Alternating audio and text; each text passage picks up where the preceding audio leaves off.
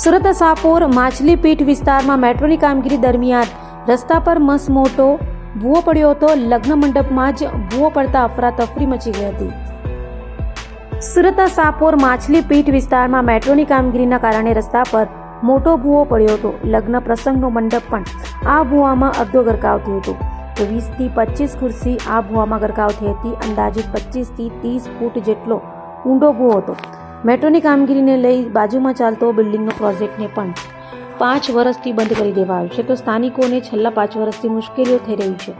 મેટ્રોના કર્મચારી માત્ર રાત્રે કામગીરી કરતા હોવાનું સ્થાનિક લોકોના આક્ષેપ છે.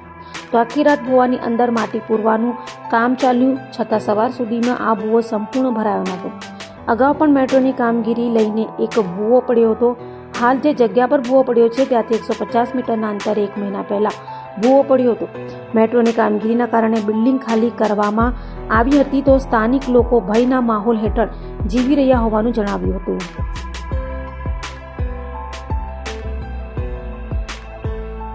આબિદ લિયાકત અલી કાઝી સાહેબ, ઘટના બની છે કે મેટ્રોના લીધે અહીંયા 2 ભૂવા પડી ગયા. બરાબર 50-50, 60-60 ફૂટના 2 ભૂવા પડી ગયા ને અમારા એરિયા આખો ખરાબ થઈ ગયો. બધા એરિયામાંથી ઘર ખાલી કરીને જાય છે. હવે કોઈ ઘરને કઈ નુકસાન થાય તો એનો ભરણ પોષણ કોણ કરશે? ને આ જમીન જરાક બતાવવા લાગેલી છે. 5 વર્ષથી બંધ છે. આ મેટ્રોના લીધે જ બંધ છે. મેટ્રોવાળા ના એનઓસી આપે છે ના કઈ આપે છે. બરાબર, તો બધું એ લોકોનું કેવી રીતના ચાલશે? અમારું પણ જરાક સોચવું પડશે ને. અમે કેટલી તકલીફમાં છે તમને ખબર છે સાહેબ. કમિશનરને એક જ મારા હાથ જોડીને વિનંતી છે કે આ કામને પૂરો કરો ને જે લોકોની સાઇટ બંધ છે એ લોકોની સાઇટની પરમિશન આપો.